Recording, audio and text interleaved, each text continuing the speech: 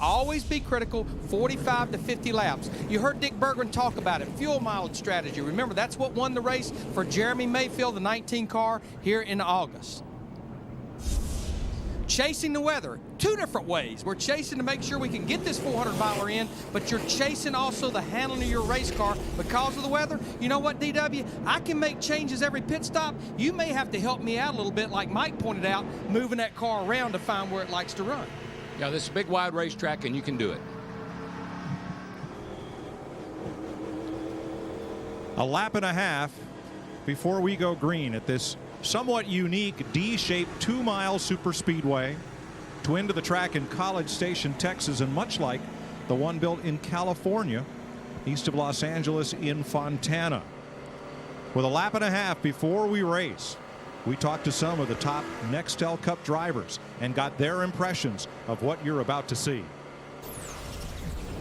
Michigan is definitely a challenge. By probably the first lap coming by, you're going to see 3 and 4 wide down the front stretch. It's a racy racetrack because you can run the top, you can run the middle, and you can run the bottom, and it gives you a lot of options. If your car's not handling good, you can move around and hunt around to find a line that'll help your car handle or get through the corners a little bit better. Before the day's out, you're going to see drivers in cars on the very bottom of the track, but you're also going to have a guy that's almost scraping the rear bumper on the wall on the outside, which is 5 lanes up from there. That's the best part of the race is right after restarts, man. You know, you get cars that are in the back, they got to get to the front. You get 3 wide. It's a lot of action. There's tons of things that go on at Michigan that make it so fun to race and to watch. Originally, this event was the 600-mile race, the Yankee 600. Cale Yarborough, the first winner here over Leroy Yarborough. That was back in 1969, the first time NASCAR came to the Irish Hills. Follow up a little bit on what Larry was talking about, fuel strategy. What you're going to see a lot of times mid-pack back, you're going to come down pit road. If you don't do anything but just hook that gas can up and top that tank off, because that'll be critical later in the race. Never pass a chance up to take fuel on. I don't care if it's but a gallon. Come in, get that gallon, because it may make the difference. There you can see the difference right there, not only in the ambient temperature, but as well as the track. Huge difference from Friday qualifying, especially the practice yesterday. But Larry, I mean, I'm serious when I tell you, it only makes it better for everybody. You don't have to make that many adjustments because you just pick up more grip. That's all you do.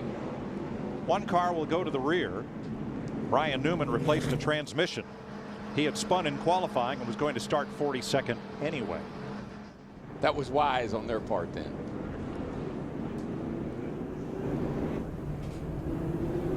Happy Father's Day to everybody out there. How about that sign, guys? Isn't that sweet? Race fans are special, aren't they?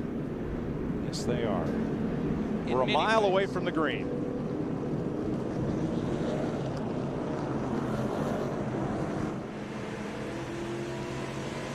All of our NASCAR on Fox onboard cameras, including the pole sitter, Casey Kane, top center. Should have your favorite driver in there somewhere. It's a big unknown for our pole sitter, Casey Kane. You heard Matt Yoakum talk about it. A lot of repairs to that car since he hit the wall in practice yesterday. Well, DW, she's going to have more grip. You know what more grip means? More speed. You know what? Every once in a while, you might be 5 wide down this front straightaway. So you better reach up there and pull those belts tight one more time.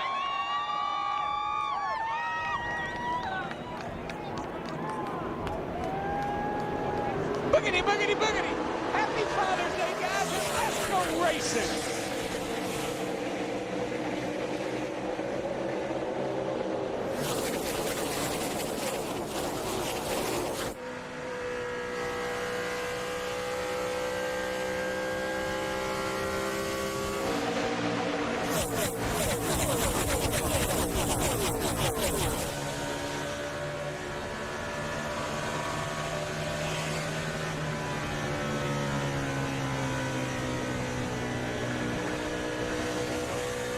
The third starter, Brian Vickers' car, took a while to get up to speed. The drivers in the outside lanes had a little advantage through turn 1 and 2. And Vickers drops in behind Jimmy Johnson and Dale Jr. in 5th. Kane had no trouble establishing his lead right from the drop of the green. No, and he come off turn 2, where the last time he came off there, it wasn't very pretty. Right now, things are looking pretty good for him, though. other than that orange flame kind of glowing in his mirror. Riding with Dale Earnhardt Jr. here in the Budweiser car. The 8 car told his crew in yesterday's practice, don't touch it. I'm happy with it. He's backing it up so far. Got a challenge for the lead right here, guys. Jeff Gordon looking underneath. And Gordon gave him turn 1 on the opening lap. And this may be a give back, maybe not. Let's see if Gordon holds the lead. No, Gordon's that much quicker, Mike, and I like his race car. It's the first time in weeks I've seen his car down against the track, sealed off, aerodynamically the best I've seen that car all year. Trouble turn 2. One car spins down to the bottom. It is Robbie Gordon. I just say, I am amazed every time one of these guys. He didn't hit anything. Every time these guys spin these cars out now, they don't back them up in the fence. They save them. Well, what I like about the backstretch at Michigan is all that runoff area that's pavement. There's no grass even over on the backstretch. Really, really slow, buddy. Helps in 2 ways. The car doesn't get upset bouncing through the grass and get air under it. And also, when you can slide on that asphalt, you scrub off speed. Yeah, and the reason they're telling him really, really slow is they don't want that tire to come apart and tear a fender up or something. So limp her back. Look just straight ahead from Jeremy Mayfield at that bright green, greenish yellow car. Just stepped out, got down in the corner, round she came.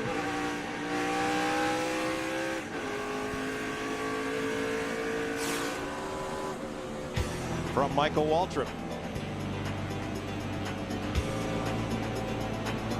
First caution of the day out very early in Michigan for Robbie Gordon's spin. See Greg Biffle there in the 16 car. As far as a fast lap in practice yesterday, pretty much in his own zip code. He's moved up 4 positions since the start of the race from 10th to 6th. Winner of 2 of the last 3 races here.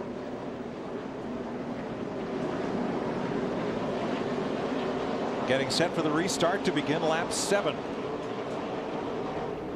Jeff Gordon, who has led 18 different Michigan races, brings them down to the green.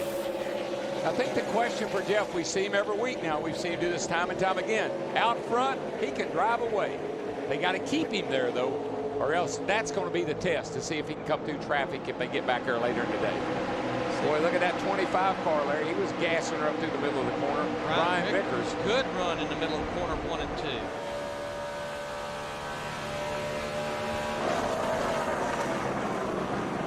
Dale Jr. wisely gives him a little room there because it's a little loose getting into turn 3. Fights back on the outside. Should have the advantage because you get that momentum off of turn 4. And Darrell, we're seeing that at more and more racetracks where if you can keep that car on the high side on the exit of the corner, you carry that speed all the way down the straightaway. Talked to some guys this morning, and I think a lot has to do with the gear rule NASCAR has. You have to run a little bit higher gear than they would normally run, so you have to keep it wound up on the high side. Yeah, you hear guys all the time talking about kind of interesting term, roll the corner, so that you don't slow the car down. With the brakes, you just let it roll through there and keep the momentum up. Momentum racetracks, momentum racing. Look at J.J. Yaley way up in that high groove in that green 18. Runner-up last night in the Busch race at Kentucky. And he was there right from the drop of the restart green flag. Trying to climb from 12th where he restarted. Now fighting for 10th. Kurt Busch working underneath in the 2. I think that car on the outside, he found that outside groove already, surprisingly. Dirt track racer J.J. Yaley got the high groove working. Might make the pass stick here. Mark Martin coming with him in the 6. Yeah, Mark really fell back at the start of this race. He qualified up there in the 8th position. He fell out of the top 10. Now he's working his way back as he battles Kurt Busch in the 2 car. This is a battle for 12th. I think there's probably a big sigh of relief down in that 9 pit, Casey Kane's team, after the damage that car suffered in practice yesterday, to see it up there running as well as it is. I think that's probably Ray's probably saying, we got it right, boys. 3rd place. And you know, Darrell, we've talked a lot about Jeff Gordon in the 24 car. Of course, he's much further back in points than Dale Earnhardt Jr. But I think if Dale Earnhardt Jr., the 8 group, if they can have a good run at this type of racetrack, this has been the Achilles heel for them, I think they will solidify that we are a championship contender. Coming to the yellow for rain. Guess It's what? raining again. Raining again. Pace car will pick him up down in turn 1. Kasey Kahne led the first lap, and Jeff Gordon has led thereafter. Let's go down to the pits of the pole sitter. Matt? DW, you were talking earlier about Kasey Kahne. That's exactly what he told him under the last yellow. Says the car is great.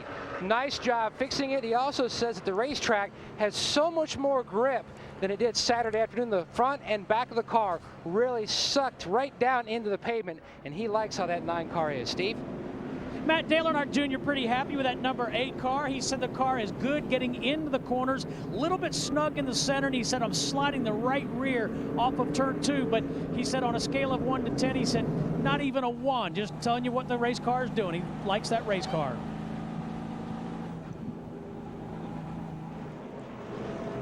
"11 laps, caution for the second time. The first one for Robbie Gordon's spin, and this one for another rain shower as these clouds continue to drift through and across southern Michigan." Looking out Dave Blaney's roof cam. Dave back in the 35th position right now. You can see the rain hitting his onboard camera there, and I think we're going to go ahead. Looks like we're going to see some cars go ahead and hit pit road, and this is what we talked about.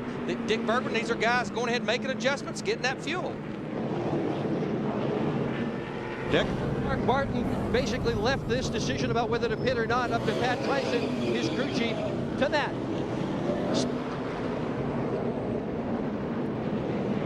Looks like almost half the field chose to came in, including Kyle Busch, who was running up in the top half dozen, and Kevin Harvick. And they're not coming in and putting on rain tires. No. That we don't run rain tires in the NASCAR. The cars are too heavy, the speeds are too high, the tracks have too much banking. They just don't have a tire capable of holding these cars. Although, might we see rain tires next week if necessary on the road course at Sonoma? I think they kind of forgo that program. Decided it just wasn't worth fooling with. Now, me and Hammond might run rain tires next week. Hammond will run anything. Mud grips. Gotta watch that. Go ahead, fix the right side. Just take your time. Put 4 tires on, fix the fender. Now, the frustration, Steve, and Matt Kenseth's voice right there comes from the fact he puts that on the shoulders of the spotter and the crew chief to be taking care of him in part of those situations. Steve, the best thing that could happen is just tell him to stop before that lick. That's exactly right, Larry. Matt Kenseth is coming back down pit road. In fact, the end of that radio transmission, he told Robbie, he said, you've got to watch that car for me. He said, I can't see everything. He was telling Robbie Reiser, who's atop the pit box, watch the oncoming traffic for me. Now, if you're Robbie Reiser, you're watching the car, your car, and you're saying, okay, go. The spotter upstairs is watching the traffic coming in. There's just that brief moment in time when you can't get to him to tell him to stop. This is Robbie Reiser, Matt Kenseth's crew chief. Since Lester has pitted one pit box in front of Kenseth, Lester was trying to enter his pit as Kenseth pulled out into the driver's door. When they drop the jack on these cars today, these guys are sitting here with the engine turned about $8 grand. And when they drop the jack, they pop the clutch, they take off like John Force. So it's pretty hard to whoa it up in a short distance. And you know, this year, guys, we have seen more problems and mistakes on pit road than I think we've ever seen. Why? Because these guys know if they can pick up one position on pit road, that's one less position you've got to try to make up on that racetrack. And I think the other thing that happens too, Larry, is all these pit stops are orchestrated. Everybody knows what their job is. But the ones that really have problems is when all of a sudden something doesn't go right. I don't know if they have plan B or not. But some of these guys can do plan A, no problem, but then they get into plan B and they don't know what to do. Pretty good sized pit road here with pretty good sized boxes. Really hard to get in trouble here. A close call for Matt Kenseth and Bill Lester. We're under caution.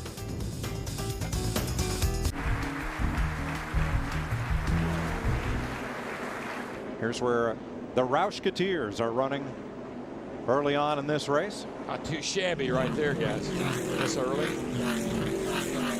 And that's actually the points as of right now. Set to go back to green.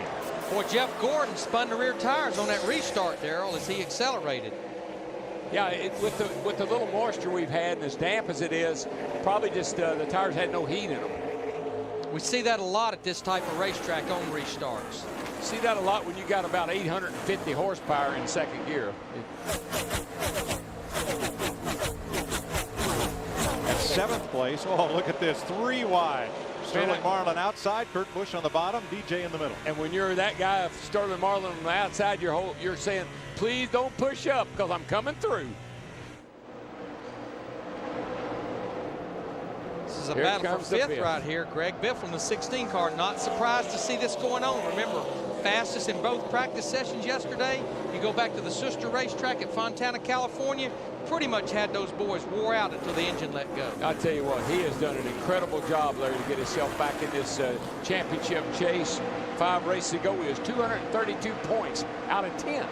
And in 5 races, he's made almost all those up. 2 cars coming hard right behind them. Jeff Burton passed Bobby Labonte a lap ago. And now Labonte gives way to Burton and to the 18 car that Bobby used to drive, J.J. Yaley, behind Burton. You know, watching J.J. Yaley in the 18 car, even in his interview from Kentucky last night in the Busch Series race, he said he just wished his Cup car was just a little bit like his Busch car. I think this could be one of the cars that's being a beneficiary of this cooler weather. More grip, fixes some problems. Kasey Kahne looking back after the lead, but those two have company. Dale Jr.'s in the picture. Well, you just think about it, Larry. At 92 degrees, can you walk across your driveway barefooted? Each, ouch, each, no. Each. Quickly. 70 degrees? Not too bad. I'll run and get the paper, dear. Budweiser car, Dale Earnhardt Jr. You see him right there all over the back bumper of Kasey Kahne in this 9 car. That baby's lurking right there is what he's doing.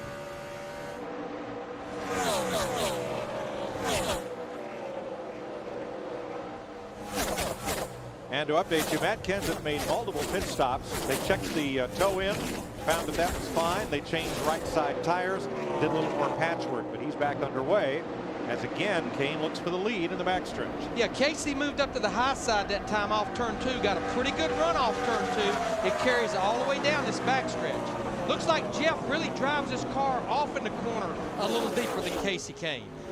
Look at how high they've already moved up the racetrack here just 20 laps into this race.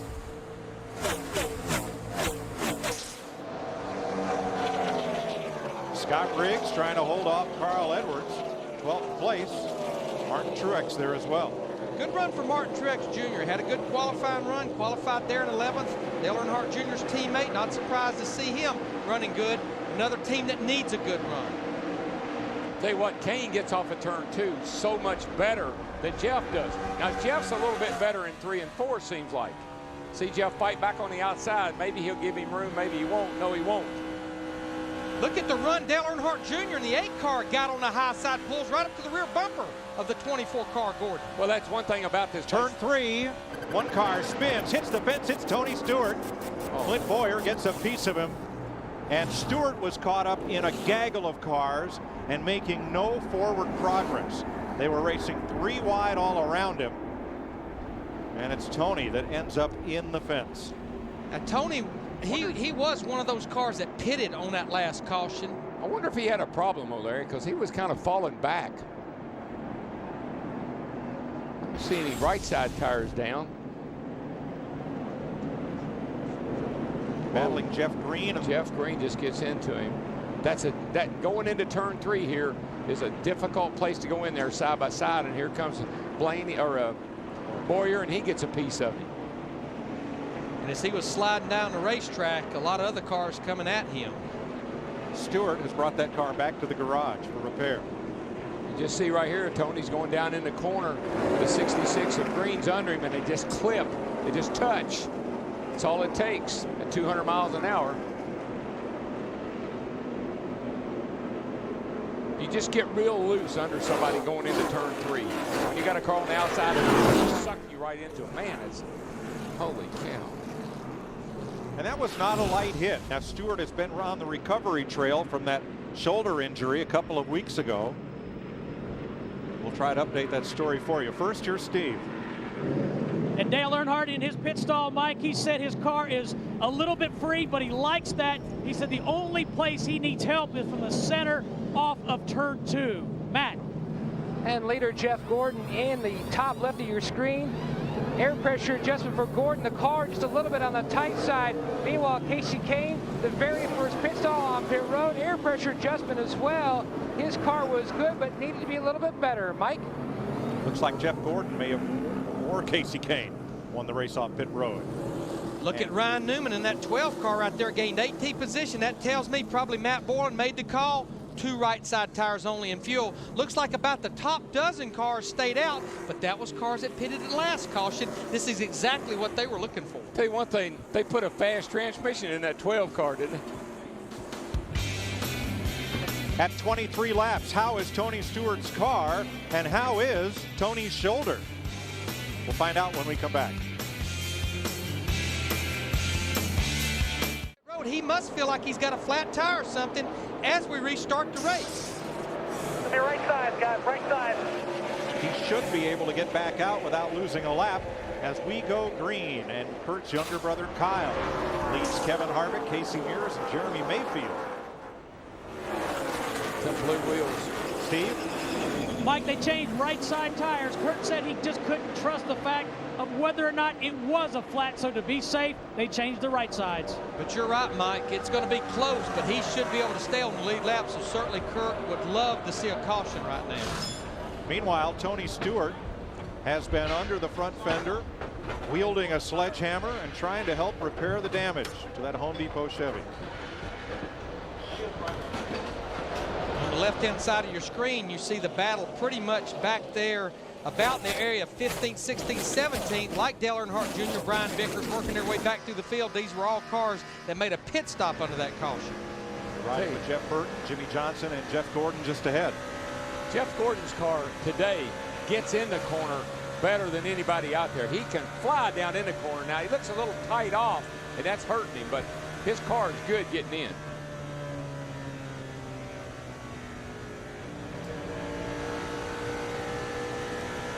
And this is a good test for Jeff Gordon. Right here, we're on our first pit stop. This is when these guys seem to be able to, haven't been able to get the car where it needs to be. You know, as we watch Kyle Busch, the 5 car, our leader, the only Hendrick car that did not qualify in the top 5, he's getting those 5 bonus points for leading the lap. Remember, he's 10th in the points. Darrell, you pointed out in the pre-race, 80 bonus points for Biffle. Those bonus points can be so important to these guys. Boy, Larry, and I tell you, that 24 car must be handling pretty good. He split the 9 and the car was on the outside and went right around them. And hey, the sun is out. Where'd that come from? Watch this, Larry. Watch him come off turn 2 over here. 40 car there, Strimmy on the outside, 9 on the inside, and Jeff says, make me room, boys, I'm coming through. I got a good car today. Shows confidence he has in his race car. One past champion moving up, another in the garage. Tony Stewart working on his car. Dick Berggren's there. And you can pretty well be assured that his shoulder is okay because Tony was wielding a very large, heavy hammer just moments ago. He is under the left front wheel of the car, working with various tools. The most difficult thing, though, is in the back. We have a frame machine. The back end of this car, the rear clip, is bent, and they're going to try to straighten that out as well. Major damage on Tony Stewart's number 20 car. Yeah, they have got a lot of work to do. You cannot run the kind of speed you need to run here with that rear spoiler and deck lid in that configuration. Stewart came in here 4th in the standings. Right now, he would drop at least 2 spots. Now, let me tell you, it doesn't take many DNFs or finishes like he's going to have today to get you back there in jeopardy of not making that chase. Because you got so many good guys nibbling away at the top 10. And we're halfway through the race to the chase to see who gets to run for the Nextel Cup, and there are no mulligans. Every race counts. Ooh, did Gordon get against the wall there? All of a sudden, that car, it's doing exactly what it does every week. All of a sudden, just like he flipped the switch, it's taken off pushing, and he almost knocked the wall down off 2. He almost knocked it down off of 4. Looking back from Kasey Kahne at Matt Kenseth in the 17 car, now he was one of the cars that stayed out on that last caution. Remember, it was not that many laps ago. He restarted back in 42nd. Oh, we got a car damage on pit road. Somebody hit. Turned around over there. Yep, somebody hit. Oh, JJ hard lick there. A couple of them, Larry. Hold on to it, bud. Hold on to it. J.J. Yeley got hit by, I don't know who it was, but somebody just turned him. Darrell, it looked like Yeley had to lift coming out of turn 2 because suddenly there was a car right on him and into his back bumper. Kenny Schrader and the Motorcraft Ford of the Wood brothers.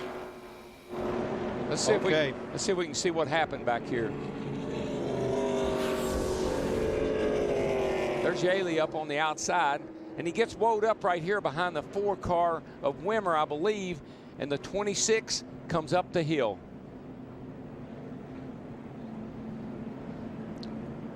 Boy, Robbie Gordon in the 7 just gets by, but Kenny Schrader in the 21 does not. Joe Nemechek in the 01. What happened here? The 4 car kind of gets in JJ's way. He has to lift, and here comes the 26 car of McMurray with nowhere to go but into him, and around he goes, and these guys, they're just along for the ride. Let's ride with Kenny Schrader. This won't be any fun. This ought to hurt. Listen to this.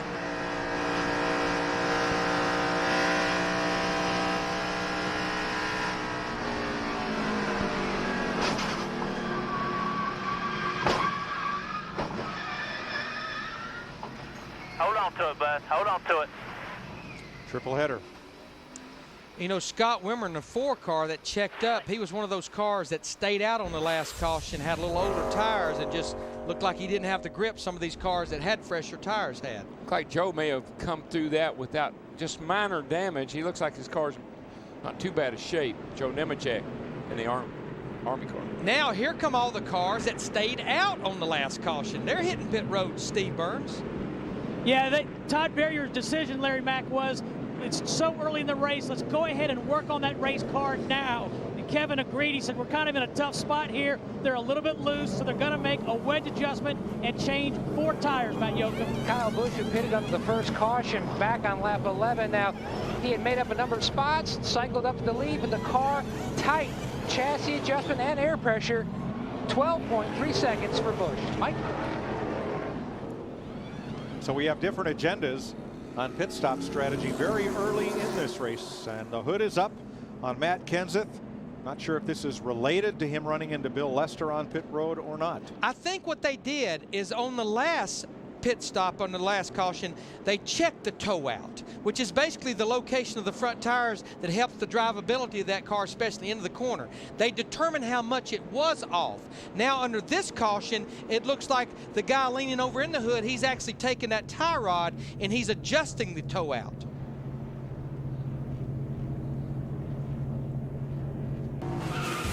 NASCAR Nextel Cup Racing on Fox, presented by AOL, is sponsored by Visa. Go on, live life, and as you saw Jeff Green and Matt Kenseth. Now Jeff Gordon, I guess not too happy with his Hendrick Motorsports teammate right behind him, the Lowe's Chevy of Jimmy Johnson. They were doing a lot of side-by-side racing after that last restart, maybe more than you would expect from teammates. Jimmy, if you want to race like this all day long, I'll take it all day long, buddy. I thought we were teammates. Let's race to get to the front. Now let's get 3 wider a chance we can. Matt? Get back there in a minute. There's Chad Knaus, Jimmy's crew chief. I saw on that last restart, Darrell, they were 3 wide all down the front straightaway, not 1 lap, but at least 2 in a row. But you know what? I agree, but I don't understand. You know, everybody's out there racing, and Jimmy Johnson's car is faster than Jeff Gordon's. So Jeff, if you don't want to race side by side, 3 wide, why don't you slow down?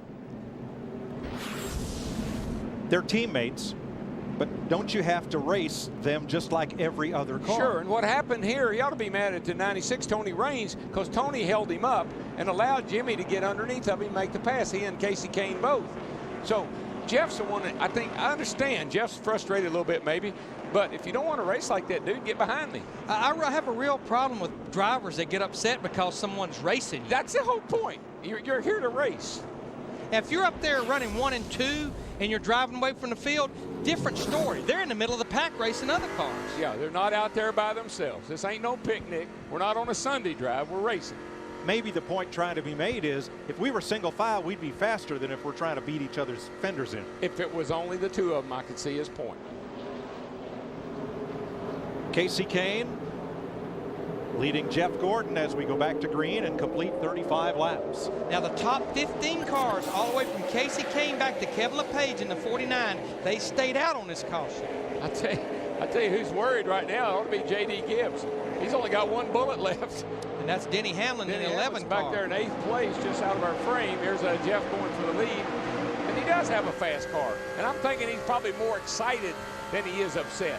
Man, I want to run good today, and I am. If my driver's going to be frustrated about something, that's what I want it to be. Oh, right. And you know what? The other thing is, giving Jeff Gordon all the credit in the world, he's excited and he wants to run good. Tell you what, there on the left, you see another Chevrolet coming into the picture. Jeff Burton in that 31 car up there battling Casey Kane and Jimmy Johnson. That's a battle for the 4th position. Hey, Larry, guess where the last time it was they run that 31 car? Bristol, Tennessee. It has a new body. It has a new body on it, but it's the Bristol car. Junior gets past on the inside, gets past Burton, that is. Vickers right there with them. You know, we talked at the top of the show about long green runs. That's the one thing we've not had yet today. And you know, I know it's early, 36 laps into this race. We've been talking all weekend, the stranglehold that Dodge and Ford has had on this racetrack. Right now, 6 of the top 7 are all the bow ties, the Chevrolets. Casey Kane, the only Dodge in the top 7 right now. The last Chevrolet to win here is that one right there. Man lead, 2001.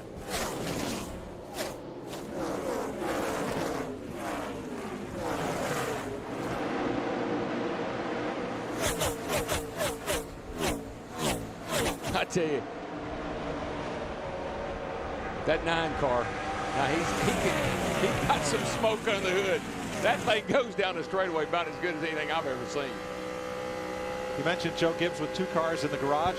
Let's find out about J.J. Yaley's. Here's Steve. Mike, J.J. Yaley's still in his race car, but there is heavy damage to the front end. They've got the portable power tools out, the Sawzall. They're trying to ripping the nose off as we speak, and there's substantial damage to the radiator. They're going to have to replace that. And J.D. Gibbs standing by looking on as the team brings in a backup radiator. Thanks, Steve. Their remaining car on track is Denny Hamlin, last week's winner, in 7th. This interstate's got a lot of lanes on it, doesn't it? These cats. Oh, yes. Look at them. They're high, they're low, they're in the middle.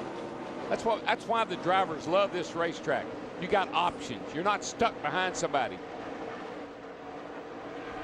I know we're seeing a little single file racing right here, but just a little ways behind this group. This is not single file. Remember, This is a lot of the cars that pitted on the last caution, like Kyle Busch in the 5 car, Elliott Sadler in the 38. This is pretty much a battle basically from about 21st on back. Look at this thing go, Larry. Look at him. Turn 2, you mentioned it earlier. That's where he's got him. He comes off of turn 2 like he hits an afterburner. But then Jeff Gordon seems to be able to really drive it into turn 3, and the thing sticks because he runs it up the racetrack. Then he wins the battle off turn 4.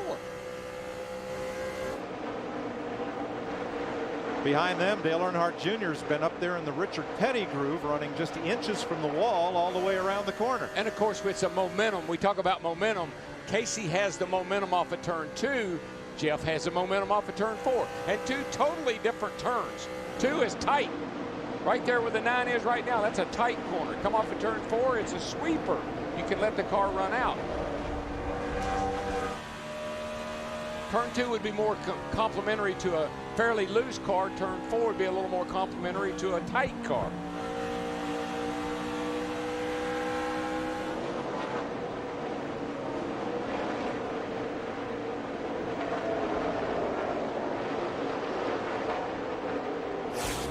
Jeff Gordon, your leader at 41 laps from Casey Kane, Jimmy Johnson, and Dale Jr. On the grill, you can see it right there. He has a piece of plastic. This place is notorious for that with the wind blowing around. And it takes they run the openings in minimum amount. Dale Earnhardt Jr. moves past Jimmy Johnson to take over 2nd behind Jeff Gordon. Here comes the pole sitter to his pit, Matt. And they're also going to make a chassis adjustment now since they are on pit road, losing this track position. You can see the crew member make the adjustment. Clouds coming back over. You can feel the temperature dropping again as teams racing to the halfway point, and everything else is bonus. but the water temperature had climbed over 250 degrees for the pole sitter. 16.8 seconds for the Dodge boys. And the problem with Kasey Kahne having to make this unscheduled stop, we've got cars out there that can go about 30 more laps on fuel. So obviously what Kasey Kahne and 9 Group Kenny Francis needs, they need this thing to go green for a while, and hopefully they can recover from this. Next week, something completely different. We're at Infineon Raceway, Sonoma, California, on the road race course. But for now, the 2-mile super speedway at Michigan. Jeff Gordon, who started outside pole, having it his own way, a 2.5 seconds up on Dale Jr. Here's the race for 7th place. Carl Edwards, Denny Hamlin. Cousin Carl, he's been working his way to the front ever since the drop of the green flag. 3 starts here, all top 10 finishes. In fact, he's made his very first career start here in August of 2004. Always runs well here, just didn't get that good qualifying lap in. His car was real loose. Yeah, he failed the launch last night, Larry. They dropped the green flag and something happened to the gearbox and he didn't go anywhere. So he had a rough night last night. He's working much better today. Now I want to add to what I said about Kasey Kahne in the 9 car needing this thing to go a long green run. There's a fine line there. Right now he's the only car a lap down. If he gets the caution, he gets the free pass. But if we have a long green run and our leaders start lapping other cars, he could indeed not be the first car lap down if we get a caution. So maybe they would be better to go ahead and get a caution now. Well, the leader is coming off turn 2 now, and the next car is in anywhere near getting lapped is coming off turn 4, almost a half lap. So he's going to be in the catbird seat for a while. Right now we still have 37 cars on the lead lap. The only car that's officially retired, Derek Cope in the 74 car. J.J. Elley, Kenny Schrader, Tony Stewart's car is in the garage trying to get repaired and back out on the racetrack. Plus the other thing, Larry, that 9 car now has 4 fresh tires. He may, it's more likely he'll chase down Jeff Gordon and get by him under green. His lap times, Darrell, about 0.7 of a second quicker than Jeff Gordon on worn tires right now. Clint Boyer spent some time in the garage, but he's back on track in his 0.7, though 26 laps down. It helped both on entry and exit. Track bar to help the entrance, which was too tight. Air pressure to help the exit, which was too loose. Also an air pressure adjustment for Jimmie Johnson. He was loose all the way through the corner. Chris Myers.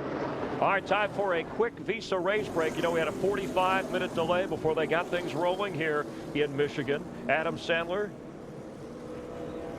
the Grand Marshal and the official starter. On the pole, Kasey Kahne, who led 6 laps. He was passed early by Jeff Gordon, who has led the most laps in this race. But let's look at Matt Kenseth, who came into this race closing second in points. Multiple pit stops. He had a brush with Bill Lester, who had damage to his car. Kenseth fell 20 spots, but is trying to work his way back up. 2-time NASCAR champ Tony Stewart, clipped here by Jeff Green in the 66 car, putting him behind the wall, and Tony steamed. That broken shoulder blade okay compared to Stewart's car, trying to get back in the race. Moments ago, Kasey Kahne was running second, lap 47. Problems on the grill, had to pit, but just got the lucky pass, Jeff Hammond, and this has been a Visa race break. No matter what it takes, life takes Visa. Jeff Gordon, currently your leader, will be back at Michigan International Speedway. You're watching NASCAR on Fox. Wasn't entitled to retain the spot. Net result, Kyle gets 5 bonus points. Elliott does not. And why 5 bonus points is important to both those guys, 2 completely different agendas. The 45's trying to stay in the top 35. The 38's trying to get towards the top 10. 2 different agendas for leading that lap. Turn 2, Dale Jr. hunting the lead on Jeff Gordon. Junebug's on it, baby. He said he liked that old car yesterday. Don't do anything to it. But now watch Gordon. He gets in the corner so well. Golly, that car will get down into the corner. Especially turn 3 and 4. But June's got a little horsepower today. He's going to drive right under him. And you don't think these fans are on their feet? Jeff Gordon, Dale Earnhardt Jr., to the 2 drivers missed the chase last year side by side. There's no one sitting down here. 2 of the most popular athletes in the country. in all sports. Junior was just on some major list of the top 5 athletes in the United States. Harris Pohl, and so was Jeff Gordon. Junior gives Gordon a wave, and it may be a wave by Bond. Steve? And Mike, if we get one lap past halfway, this race is official. Listen to what Dale Earnhardt Jr.'s crew chief, Tony Eury Jr., told Dale Jr. under caution. Just so you know, Dale Jr., the big storm is probably an hour and a half out. We run an hour and a half, so you're looking at 55 laps right here because the main first part of the race. So you got to hit them on what that is. When that weather gets here, it'll probably be down for quite a while. What's the laps on this race? 200, so we got to get to lap 100 to make it a race. But just kind of giving you a heads up for what's around the corner, what might happen. I'll let you know later on if the weather changes drastically or anything. Alrighty. And what's ironic is halfway is lap 100. That pit stop these guys just made was lap 55. They can go right to lap 100 should we not get a caution, but they have to pit on the green. After restarts here, this track is so wide, things get really exciting for a few laps. Watch this, turn 2. I tell you, that 9 car, Larry, he is on a mission to get back to the front. That's him up on the high side. Watch this. He doesn't, I mean, he's in no man's land. If somebody pushes up a little bit, he's in trouble. 4 wide, and he gasses right by him, and they all say, where'd he come from? Meanwhile, back up front, Jeff Gordon wants the lead once again. And I get the feeling, as good as his car is, if he wants it, he'll probably take it eventually. That could have been, looking at that pass and the other one, that's almost like a trade-off. I'll lead a lap. Let me lead a lap, and I'll let you back in front of me. 7th, 8th, and 9th here. Hamlin upside of Kevin Harvick in the 29. But then on the other hand, maybe not. You know what? These guys are having fun. They have not had a chance to do this a lot in the last year and a half. That's right. Jeff just sail it off in there on the high side. Well, a corner has 3 parts, and that 24 car's got 2 of them down pretty pat right now.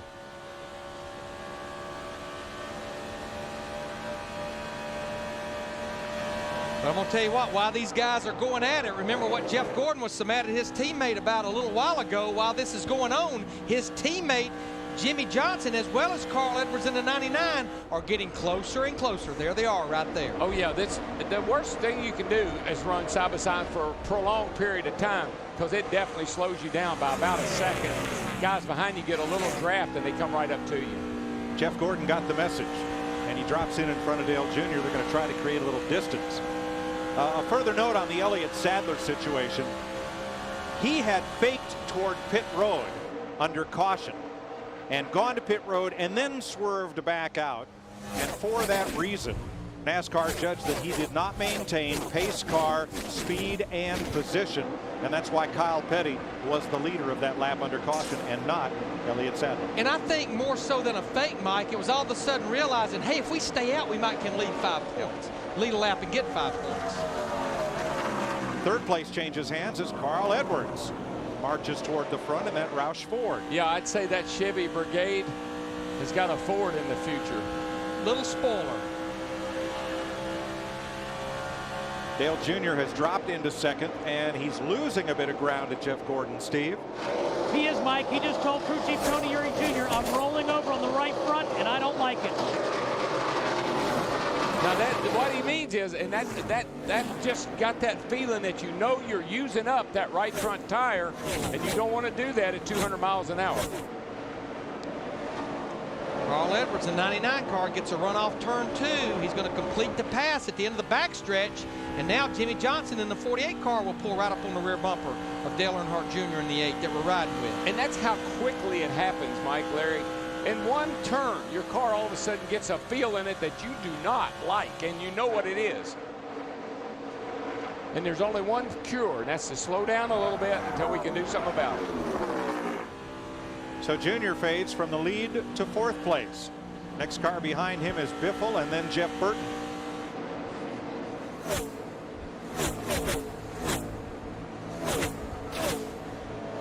Oh, go. Got a car around off of turn 2, guys. Turn 2. Is that Kenseth? It is. Just got sucked around over there. Don't think anybody got into it. Caution is out.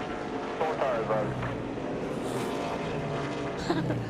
Hey, just routine. Spun out 4 tires. 4 tires, guys. I see it. 4 tires.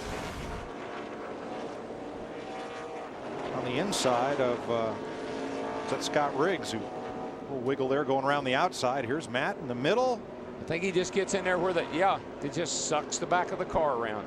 Tony Raines in a 96. Why, Darrell? What does that? It's side draft. The air off the car that you're trying to pass is coming over and getting a hold of your car and trying to pull it into that outside car, and it just takes the air off your spoiler and pulls you around as it does it.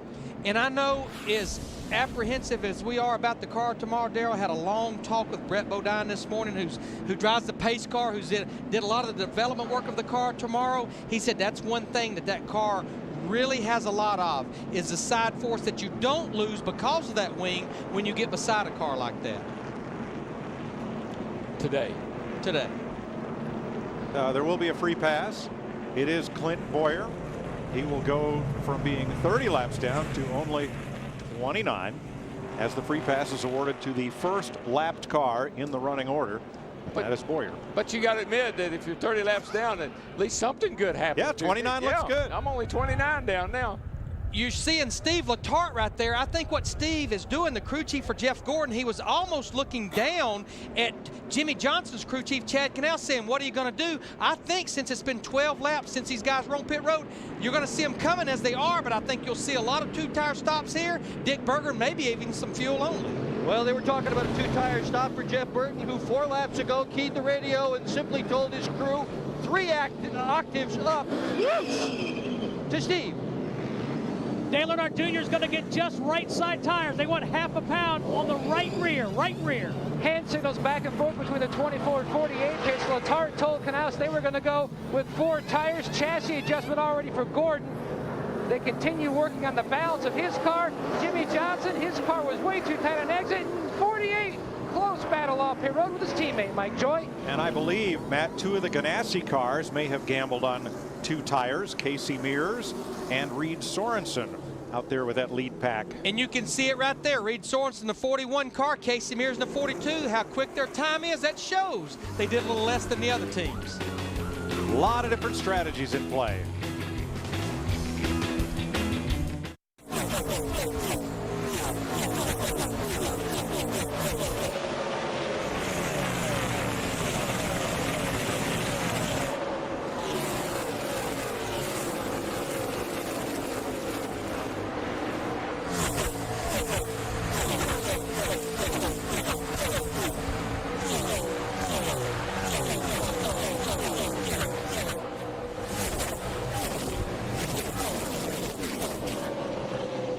A lot of 3-wide racing as Jimmy Johnson tries to come through. Bobby Labonte's been strong today.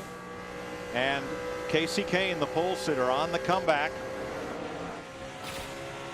Kevin Harvick at 12th place. One car we need to make a note of had been in the top 10 most of this race. Kyle Busch in the 5 on that last pit stop. Too fast exiting, speeding, tailing the longest line. Restarted in 37th. He has now worked his way up 5 positions to 32nd.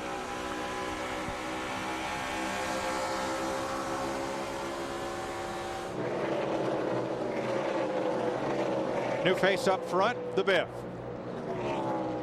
Greg Biffle in that Jack Roush Ford, winner of, what, 2 of the last 3 races here.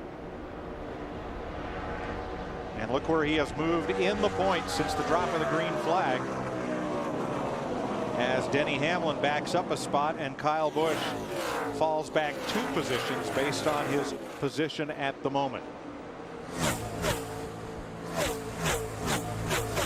Now multiple pit stops for Matt Kenseth, who now sits a lap down. Steve? Yeah, Mike, it's been a rough day for the former Nextel Cup champion. He was trying to avoid Tony Raines and felt like Raines wasn't giving him enough room. He actually, the 17 of Matt Kenseth, ran into the 12 of Ryan Newman, making contact. That's what caused him to spin out. Matt? polling a number of different crew chiefs this morning, Steve, they all pointed to the 16 of Greg Biffle as the car that would be the rabbit today. The guy they expected to jump out front, and they were all going to have to chase, judging by the lap tracker system that all the teams use to gauge where their car is over a number of laps during final practice. Now, they haven't had a lot of long runs, and that's where Biffle's car was so stout in final practice. They've been tweaking it with air pressure, hoping for what we are starting to have now. Looks like a long run. Thanks, Matt. You see his crew chief, Doug Richard, there. When he won here in August of 2004, that's about the time that Doug Richard came on board. That's when this group, I think, made their statement. You know what? We're going to go up there, and we're going to be championship contenders. Yeah, he's had 2 wins in the last 3 races here. It'd be pretty hard to bet against him. He obviously knows something about this place.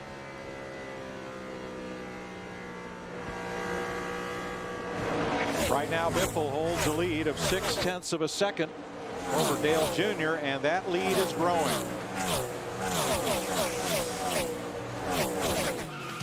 NASCAR Nextel Cup race. These cars on that last caution, they were cars that elected to go with 2 right side tires, not that many laps on the tires to begin with, and get their cars out there in that clean air, and it's working right now. And that is what the manufacturers came to see, a Chevy-Ford battle. And if you're a Chevy team with a lot of support, leading at Michigan is a big deal. If you're a Ford team, any of the teams, but leading here in front of all the execs. They were a dead tie across the start-finish line that time. Greg Biffle, Dale Earnhardt Jr., difference, delta in their lap right then, 0.000. Dead heat. Trouble for Tony Raines in the DLP HDTV car. He's got a flat left rear tire, and you can see it's ripped the quarter panel off. And that brings out a caution. It's the 7th one today. There's why. And I think that was definitely a caution that Matt Kenseth in the 17 was looking for. The only car a lap down, he'll now get the free pass. He'll be back on the lead lap. That will put 38 cars on the lead lap, just 20 laps shy of halfway. It's incredible how Kenseth's days can go. Some days it's just out there and you don't know he's there, and he ends up in the top 3 or 4. Today he's been in a lot of trouble. Here's a team that's coming off its best finish of the season, 16th. Tough break. Guys, when he gets in here, just do left. The right sides are up, right? And the reason Felipe Lopez, the crew chief, is saying that right now, Tony Raines is still on the lead lap. So if they can get on the pit road, just get the left side tires changed where he can get back out there and get caught up, then they can come back and change right. But most importantly, fix that damage, especially you see on the left front. Sir, just get the left side. And he should easily be able to do this because the field's just now in turn 3. Hope they got a flat tire jack handy. Get up, guys. That's the way it's supposed to work right there. Roger. Pace car between turns 3 and 4. They'll have plenty of time. Okay, go. And Raines will stay on the lead lap and then come back in to get his right side tires. Dale Earnhardt Jr., the leader, 2nd time he's led today for a total of 4 laps. And like the Pied Piper, he's going to bring everyone but Brian Vickers onto pit road. Dick? Well, the 31 car, Jeff Burton, has a piece of trash on the grill. That was a concern of theirs. They're going to put 4 tires on it this time. Last time they pitted, they just took 2 tires. So a bit of a different strategy. Steve. Dick Dale Earnhardt Jr. in. Last time they just took right side tires.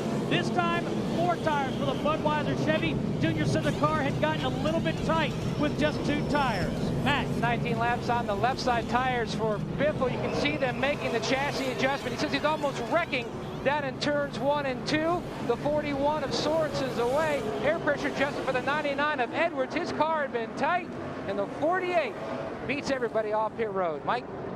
One of Dale Jarrett's crewmen with a slight limp after getting brushed back by Reed Sorensen, the target car leaving the pit right behind Jarrett. Brian Vickers stays on track and does not pit, nor does Mike Skinner. Everyone else on the lead lap has been to pit road.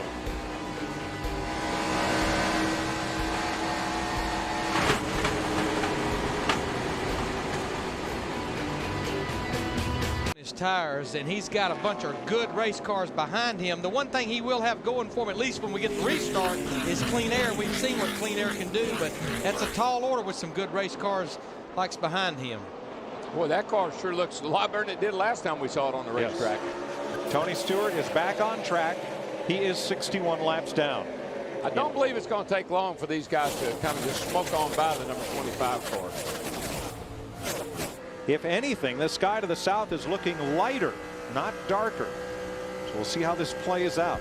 We're 16 laps to halfway, 116 to the finish, as Jeff Gordon gets alongside of Kasey Kahne, and Johnson wants the lead from his teammate. You see, the 25 is playing the weather card, but he's playing it with old tires. These guys are playing the weather card with new tires. They're going to get out there. They want to go too because they know the rain may be nearby. If Brian had had a few friends that stayed out with him, could have been a different story, but all these guys behind him, like Johnson, Biffle, and now Carl Edwards in the 99, they have a lot fresher tires than Brian Vickers.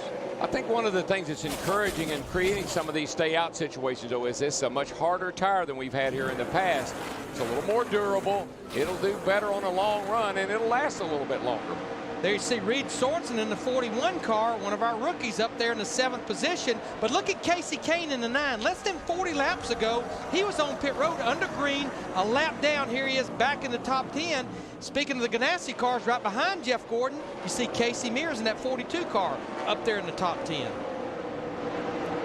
Casey Mears will move on. Next season, he'll drive the Hendrick number 25.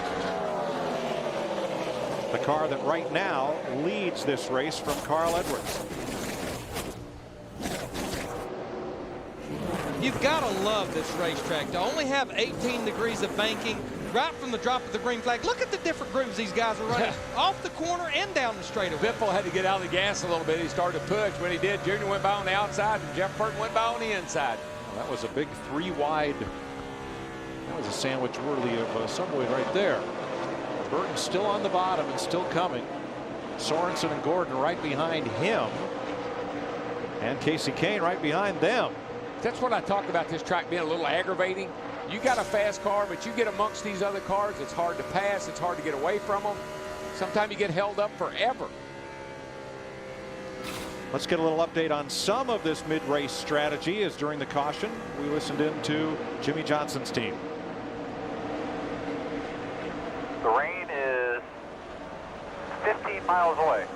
If you hold off till the rain comes, we win. 10-4. To hold them off, he's going to have to get past Vickers and Carl Edwards, who wants the lead out of 4. And Carl Edwards in the 99, he's been so much better through the middle of the corner than Brian Vickers in the 25, so he's going to take the lead here, just 12 laps shy of halfway. But we talked about it at the top of the show. Key to winning this race, chasing the weather, and that's what a lot of these guys are doing right now.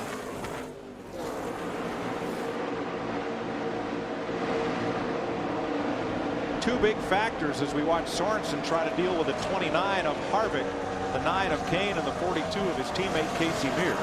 One is the rain, and the other is daylight. Central Michigan is on the western end of the Eastern time zone. It is light here till about 9:45 at night.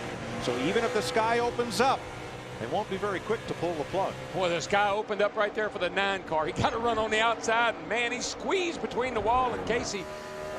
Reed Sorensen there and shot by them both.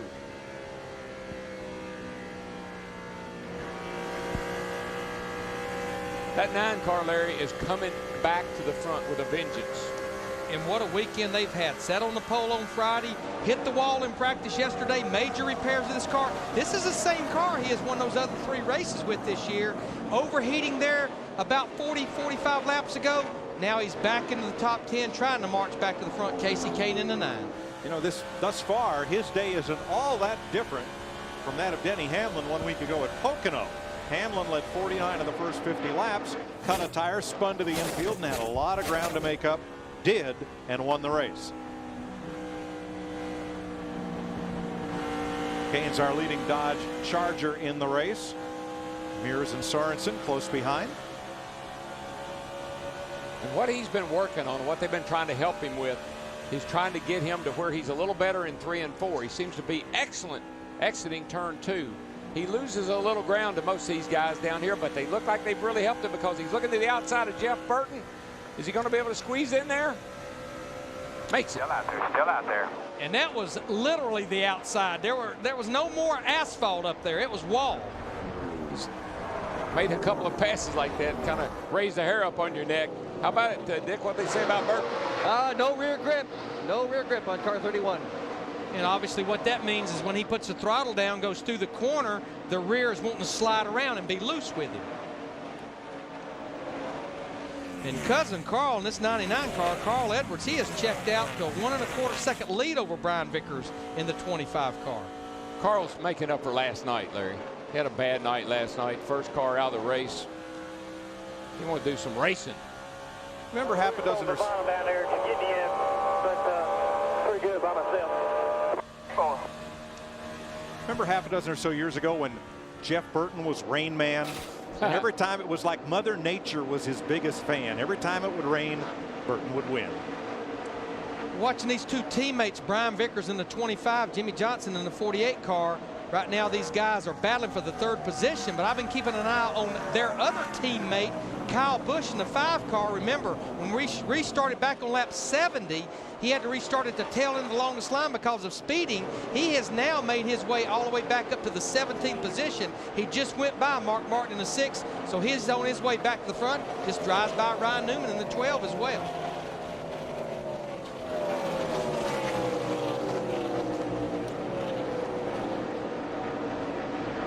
And watching Kyle, he spent most of his day just like that, running right down against the yellow line at the bottom of the racetrack. Hasn't much ventured up and tried the upper grooves. 3rd place. Biffle makes the pass.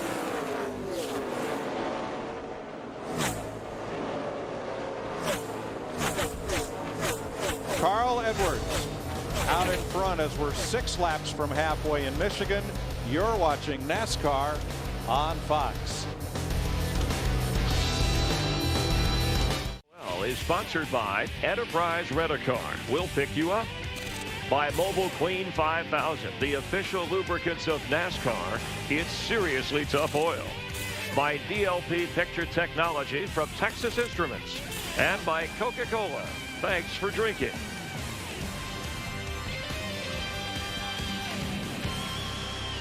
Over Greg Biffle, we're nearing the halfway point. Lap 100, going 400 miles here in Michigan. NASCAR on Fox, and happy Father's Day to all the dads out there watching. And for Jeff Gordon, who is coming off the hardest wreck of his career, he passed the pole sitter Casey Kane. Gordon's led the most laps today at 50. Casey Kane running 2nd. Jeff had some problems, debris on the grill. Yeah, he had to stop early because the car was overheating, but caused all that debris you see right underneath the nose on that Charger. He was a lap down, but now has worked his way back up to 5th. And how about this? Lap 60, Dale Earnhardt Jr.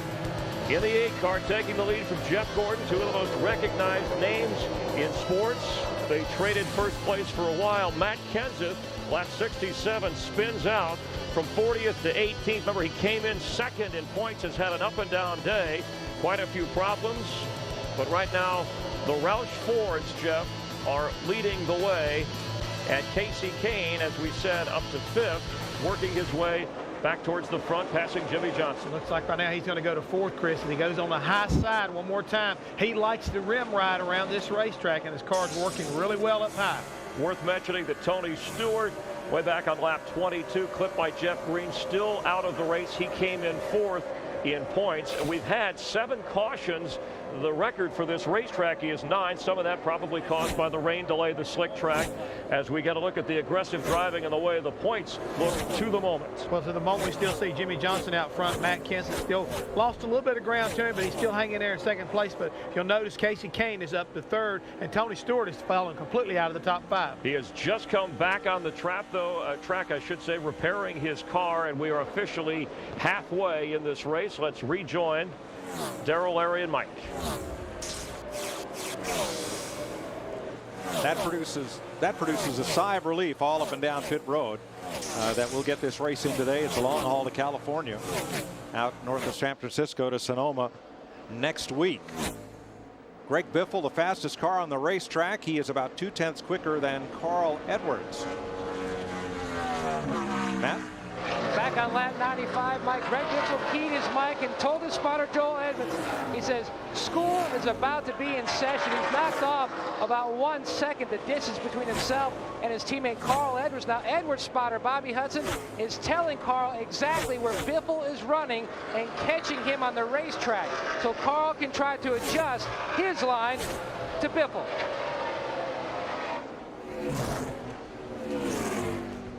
That last lap, Biffle was about 1/10 of a second quicker. The previous lap, 2/10 faster. I know we're watching Greg Biffle here in the 16 car running second, but this right here, I've been watching this battle. This is a battle for 10th. Jeff Burton in the 31, Kurt Busch in the 2. Remember, Kurt Busch back on lap 25, as the field took the green for a restart, had a flat tire. He was all the way back in 40th position. Darrell, you and I have been watching this car. He just keeps getting better and better, and he's pretty good on long runs. Yeah, he is. That's a whale of an improvement. They put that old magic spring rubber in the left rear, sound like, and that tightened him up. And the way to the races he went. And there's my buddy there in the old. He's feeling his Cheerios today. Go, Bobby. Bobby Labonte in the 43 car, the Petty car. Yeah, he's been a top dozen car all day long. Been quietly hanging around there in the top 12. He's been good all weekend long, though. Good in practice. Remember, he started this race up in the 5th position. Here he is battling Kurt Busch in the 2 for the 11th position. There's a little racing going on here. 8th place.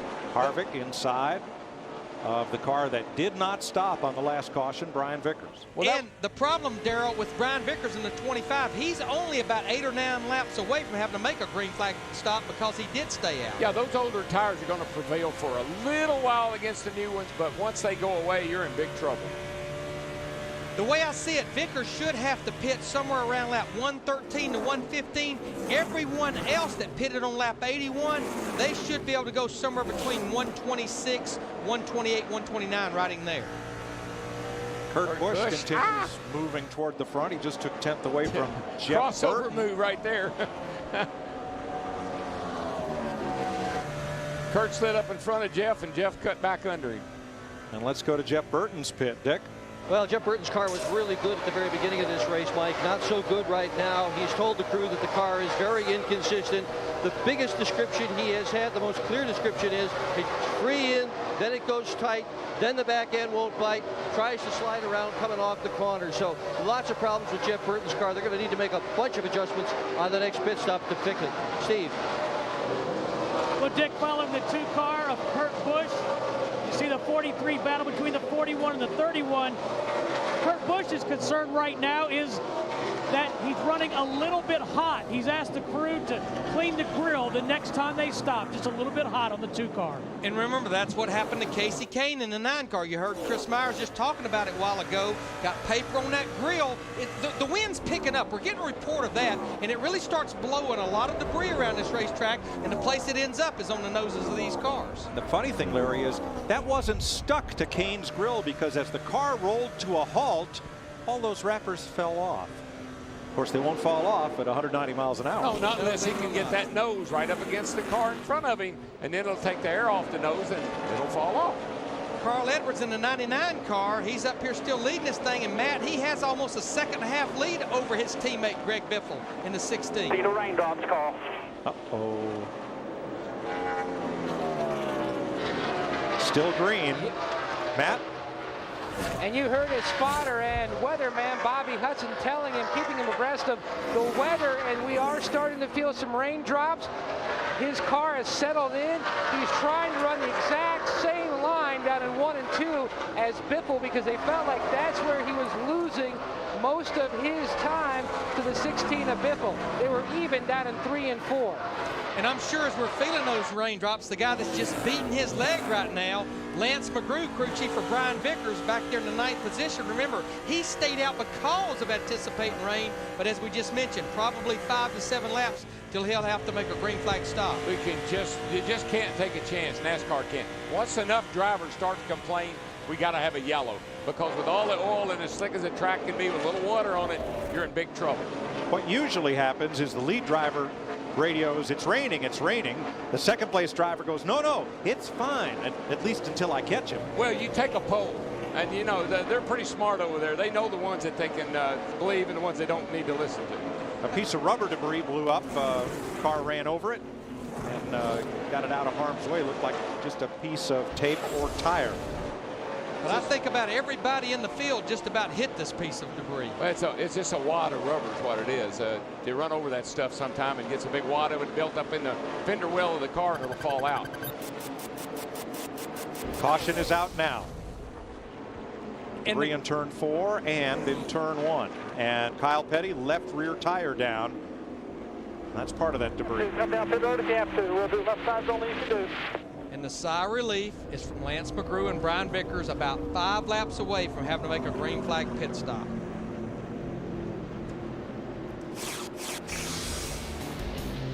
Trouble for Kyle Petty puts us under caution for the 8th time today.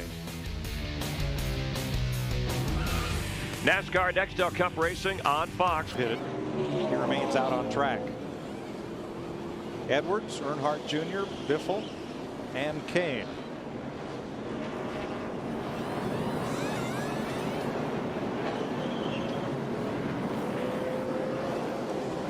Saw most of the leaders go with just 4 tires here, and I think the reason, if we shouldn't fight weather, this pit stop here will put them within 1 stop of making it to the end. I think that's the reason almost everyone, except for Reed Sorensen in the 41 car, you can see gained 11 position, won the battle off pit road, went with 2 tires on that car.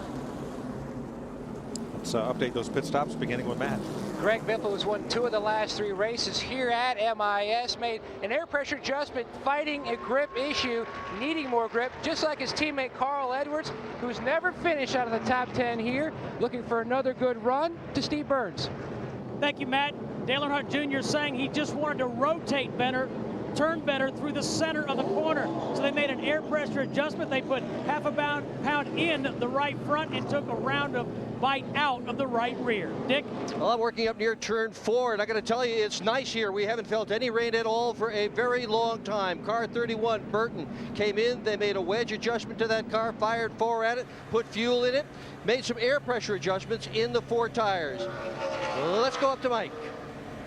Thanks to Kevin LePage, stayed out on track to lead a lap. He becomes the 9th different leader on the day. So we'll go down to Jeff Hammond for a State Farm safety report.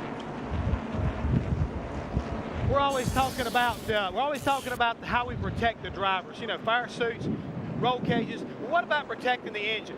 Let's take a look here. Filters, oil filters that happen to circulate through the oil system and keep all the little debris out of the inside of the engine, or even an air filter, all the air that comes in through down into the carburetor, the dust and debris off the racetrack that could damage the inside of the cylinders or whatever. These air filters, just like you'd find on your passenger car, help protect these racing engines.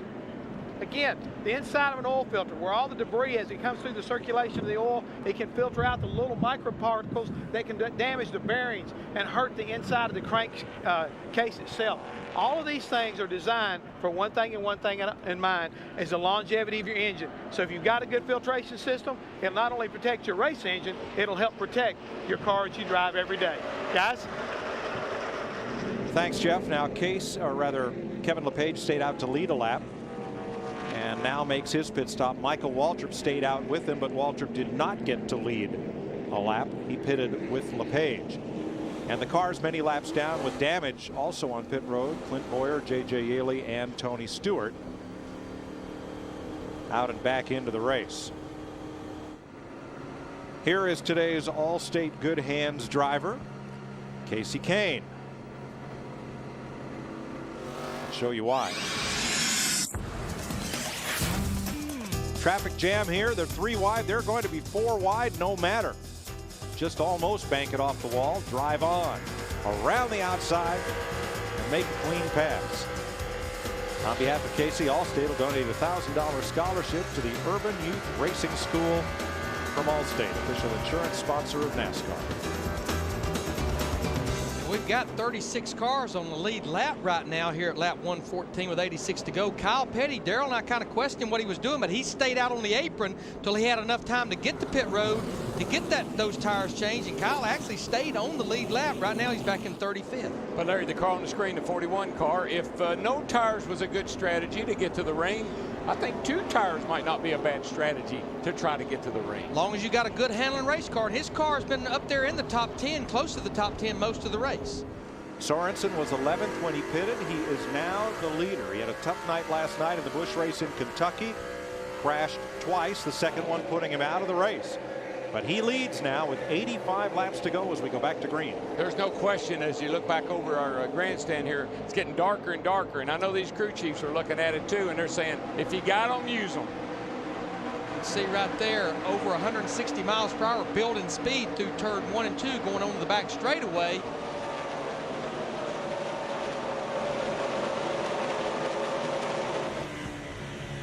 Riding with Kevin Harvick here in the 29 car right now, battling Jeff Gordon and Kurt Busch. He's in the 9th position right now. Outside corner. He's been pretty solid all day long.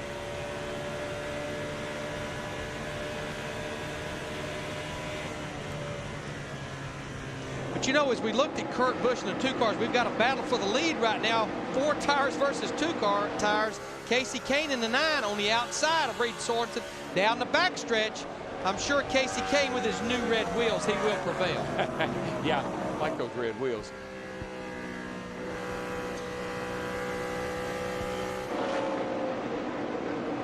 And just as last week, Denny Hamlin had problems and had to fight his way back to the front. Kasey Kahne does the same today. Didn't take him near as long to get back to the front on this big, wide 2-mile speedway. Just to update the fans that may have just joined us. Remember, Kasey Kahne, the 9 car, started on the pole, had a practice crash yesterday, major repairs to that car. On lap 47, had to make an unscheduled green flag stop for overheating. And here at lap 117, he has taken the lead back after all of that. I tell you what, once he gets that bad boy out front, Kahne in the 9, Carl Edwards and Greg Biffle better step it up a notch because he is going to be on the move. Greg Biffle in the 16 car drives to the outside of Dale Earnhardt Jr. in the 8, trying to follow Reed Sorensen in the 41 car.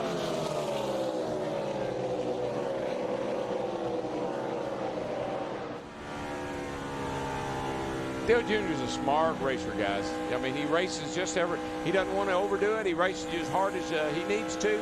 But if you're better than he is, he'll get out of your way.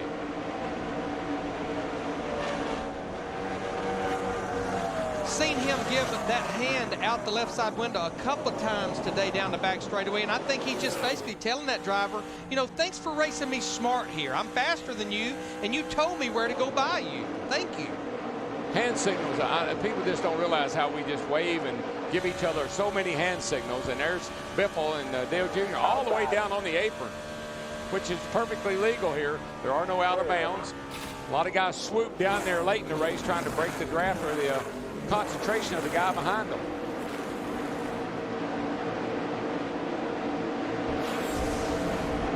Watch this. It's perfectly legal. You get a real strong run off the corner like Biffle did. Now you're going to drop down and get the draft off of Dale Jr.'s car, the 8. They go down on the apron. It's perfectly legal. There's no out of bounds. Shorter route. I mean, you run down the hill to get to the apron, and then you come back up in front of the car you're trying to pass. 2 weeks when we're in Daytona, Pepsi 400 will be illegal, but as you said, no out of bounds here.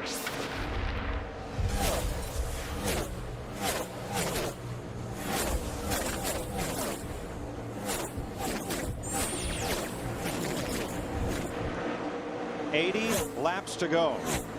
Kasey Kahne out in front. Right now, Kahne is the fastest car on the speedway. Can he win from the pole again? Stay tuned. As Bill Lester was pulling into the pit just in front of him, a lot of front end repair on Kenseth's car ensued. But he's fought his way back. Then he got up against Tony Raines and spun and had to fight his way back yet again. He did get one free pass to get back on the lead lap, and now he's climbed into the top 15. That wasn't that many laps ago that he spun out. That was back on lap 66. And here we've got Mark Martin and a few cars pitting here, but I think most of the cars stayed out. I'm sure right now there's a mad scramble looking at the different weather maps and weather channels. Yeah, Mark was back in 20th spots. It's not a big surprise that he would come to pit road. Joe Nemechek's team at work. Mark done and out of there. So evidently these teams don't feel that this is going to be a sustained rain. that will be able to get this race restarted. Be some good stuff if we do, because that's pretty smart to come in right now and get those tires. Of course, this pit stop here, should we go back to green flag racing, and I think we will, this still will not get you to the end. So I think that's a lot what the guys up front were thinking. We got a little bit of flirting with rain. We can't make it to the end if we pit here, so let's just stay out. Trouble on the 19 here. This has been going on about every caution. They've had the hood up on the winner from the August race here last year, Jeremy Mayfield, the 19. So they've been making repairs on this car almost every time the caution has been out. Dick Berggren. Well, the problem is principally handling on the number 19 car of Jeremy Mayfield. They even have adjusted the camber on the car in an earlier pit stop. I mean, you see the mechanics coming back with big wrenches. That's not a good sign of a car that's handling well. He is running the back of the pack all day. This has to be so frustrating for Ray Evernham, I'm sure, as it has been all year long. Again, Jeremy Mayfield, you know, making the chase the last 2 years. He's sitting way back in the points. And right now, the 9 car, Kasey Kahne, with 3 wins up there leading this race. There's a look at Kahne. Mayfield is still on the lead lap. Last car on the lead lap. Only 2 cars out of the race, Kenny Schrader and Derek Cope. As we go down to Chris and Jeff for a Visa race break. All right, thanks, Mike. A quick recap. We started 45 minutes late because of the rain. Kasey Kahne, the pole sitter. But on lap 22, Tony Stewart nudged by Jeff Green's going about 175 miles per hour. Tony fourth in points, had to go behind the wall and steamed, but got out to help repair his car. And 70 laps down, they did get the 20 car back on the track. The 2-time NASCAR champ. Meanwhile, Dale Earnhardt Jr. Jeff Gordon led 50 of the first 100 laps of this race, but Junior, who's led just 3, taking the lead here, leading 3 laps on Father's Day. We've had 10 leaders, 17 lead changes, including Kasey Kahne, who at one point was a lap down because of the debris on the grill, but has worked his way back up to lead this race. He is ahead of Carl Edwards with 74 laps to go, and this has been a Visa race break no matter what it takes. Remember, Jeff, that life takes Visa, and this track takes another caution. We have our 9th caution flag that actually ties the record for Michigan. Of course, 3 of those have had to do with rain at different times in the race, so that's the question now. We've heard some of the crew chiefs talk about guessing when the rain is coming or more rain with storm clouds. What's the thinking at this stage of the race? Right now, I think everybody's thinking track position, and unless you've got a real ill-handling race car, we saw a couple of cars come down pit road. They knew they needed to work on it to kind of move up through the ranks. The guys who are up front, you can believe one thing, they'll be staying up front and really watching this radar to make sure that they don't come down pit road inadvertently and give up a win. Jimmy Johnson, who came in as the points leader, although that lead shrinking. Kenseth was making it a close race. Mike documented some of Matt Kenseth's problems earlier. And the one thing I want you to notice right now, looking at Tony Eury Jr., they're talking, they're looking. I mean, all these crew chiefs right now are trying to get as much information. Where's the rain at? How far is it? How much rain are we going to have? Are we going to go back green? If we do, is there any more rain coming in behind that? That will help determine what you're going to do to your car and how hard your driver is going to run here. I mean, this is going to start putting a lot of pressure on a lot of these teams, but we are past halfway. If the rain hits here and stays, it'll be an official race. And remember, as you get a look at Ray Evernham, and of course he has the lead car with Kasey Kahne, that there are no lights here. Of course, it stays light out till about 9:30 or 10 this time of year at this part of Michigan, but you have dark clouds rolling in. Dark clouds rolling in, but we just heard a minute ago, we will be getting ready to go back to green, so the track must be clearing off. And again, that's what everybody's kind of watching. It looks like there's rain off in the distance, and let's see how kind of things play out now. Some Irish eyes are smiling in the Irish Hills. Kasey Kahne leads Carl Edwards and Dale Earnhardt Jr. under caution. 73 laps to go here in Michigan. He's having a decent run. Now he's 27th. Bobby Labonte, who we talked about a little bit there before that caution, he's back in 28th. So those guys elected to come into pits, and who knows, might not have been such a good idea. Well, that'll happen at a place that's as wide as this when you have such frequent cautions. 9 ties the record, and you still have 37 cars on the lead lap. So You make the wrong choice, you go a long way back. There's a young man right there that he's not been in a position that we've said a whole lot about in the FedEx uniform, Denny Hamlin, our winner and Bud Poe winner from Pocono. But right now, I think this is the type of day he was looking for here at Michigan. They have struggled. Their car has been loose all weekend long. His two teammates have been in trouble, J.J. Yaley and Tony Stewart. But right now, Denny Hamlin sitting in 12th. Remember, he moved in the top 10 in points last week. Denny may be one of those guys that says, let it rain, boys. Hey, he's letting a smile be his umbrella after that win at Pocono. You see Casey Mears there messing around with his future teammate, dump a little water on him, which I don't think he'll notice. That's right. We mentioned briefly earlier that Brian Vickers announced that he is leaving the number 25 team. He's going to go out on his own. We don't know what his plans are as of yet for 2007. And that seat did not grow cold when Rick Hendrick announced that Casey Mears would come on board and drive the 25 beginning in 2007.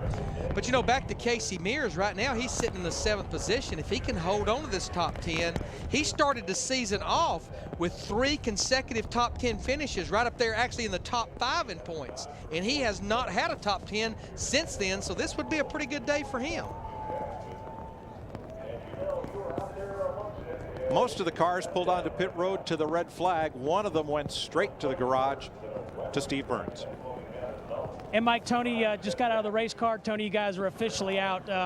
What happened on the racetrack, and how tough is it for you? Well, I mean, it's not what we wanted by any means, but you know, just got clipped in the left rear. You know, it wasn't anything intentional by any means.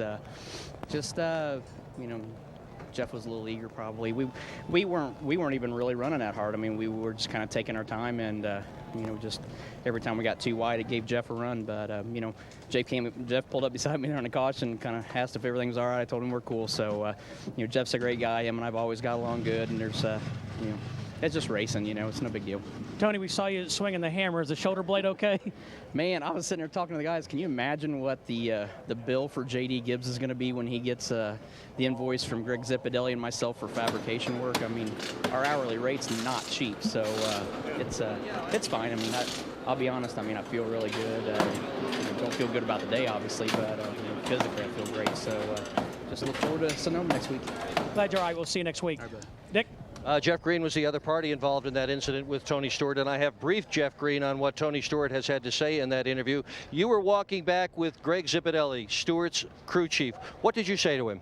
I apologized. I mean, I don't drive that away, and I just got in a little bit over my head. My car pushed, and Tony held his line, and I got up into him. I hated it. You know, I wouldn't do that away, anybody that away, and Tony's a good friend of mine, and I know he's racing for that championship and that top 10, and our Best Buy Chevy is really good at that point, and just probably a little eager, like he said, I guess. So just apologize to those guys, all those guys on that 20 car. They deserve better, and my guys do too, so I just made a mistake today. Well, it's amazing how tempers cool down. I was listening to Tony Stewart just after that incident, and he was absolutely furious, but he's calmed down with a little bit of time, and all seems to be forgiven. Matt?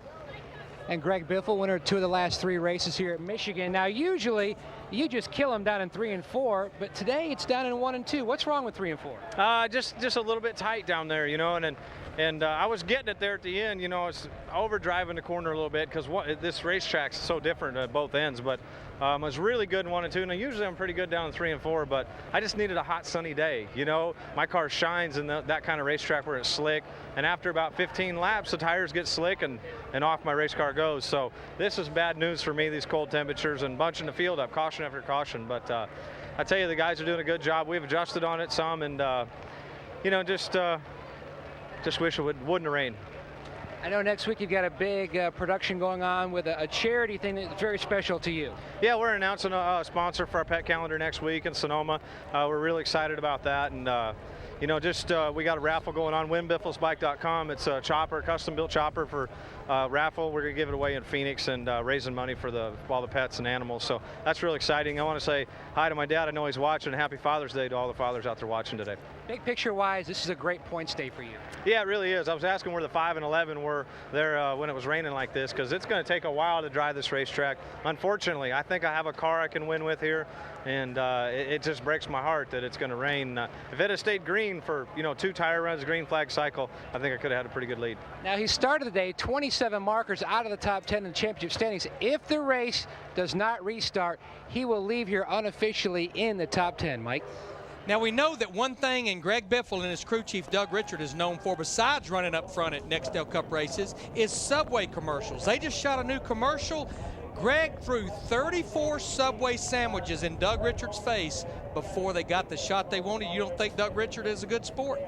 Larry, that's why those crew chiefs get the big money. I know somebody that Hammond and I could do that. I mean, did you see the deal we did with the pie? Would he take 34 pies, though? Would he be that good of a sport? It takes him about that long to catch on. That you're throwing pies. You might be throwing a pie at him. Hey, you know why Tony's not upset? Think about where we're going next week and who is the defending champion. A little road racing with Tony Stewart as the defending champion. You got that right, and I love that. Did you see that Happy Father's Day on an old crumbled up quarter panel? Glad they got a sense of humor about it. Getting dark here. We've had the threat of rain all afternoon. That's Kasey Kahne. The camera's following him. It is official, and that's your winner. Kasey Kahne walking in the rain, pulling his hair back. And let's take you back if we could. So Kasey Kahne, your winner here in Michigan, rain shortened 129 laps. 5th win. He again wins from the pole. 4 of his victories have come from the pole. I think right now he's definitely singing in the rain as far as he's concerned, because look, he's not got an umbrella. He's not worried about anything. His day is kind of like this, kind of like falling right where it needed to on that last pit stop, the most opportune time. The guy with Click on his car, the movie Adam Sandler, who is the Grand Marshal, got things started today for us in Michigan. Gentlemen, start your